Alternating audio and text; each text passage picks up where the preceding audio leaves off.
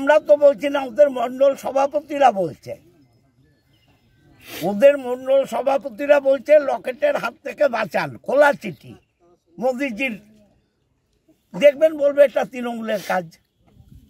তৃণমূলের খেয়ে দিয়ে কাজ পড়েনি, লকেটকে নিয়ে ভাবতে হবে। আমরা মোদিজিকে নিয়ে ভাবি, লকেটকে নিয়ে ভাবি না। মোদিজির সাথে আমাদের লড়াই, লকেট বাচ্চা মেয়ে, ওর সাথে কি লড়াই? তৃণমূল ভয় পেয়েছে, নিজের নাম না লিখে আমাদের মণ্ডল সভাপতিদের নাম করে এইসব ধরনের কিছু করছে। এরা ভয় পেয়ে গেছে।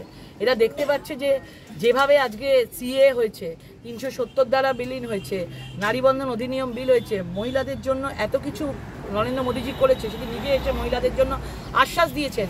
বুঝতে পারছে যে হুগলিতে তৃণমূলের মানে মাটি তো অনেক নড়বড়ে হয়ে গেছে, আরও নড়বড়ে হয়ে গেছে। এইসব ভয় জয় পেয়ে এইসব ধরনের কিছু নিচ্ছে, এগুলো তো কিচ্ছু যায় আসবে না। তারা বলতেই থাকুক, আমরা মানুষের মধ্যে তত বেশি করে পৌঁছবো।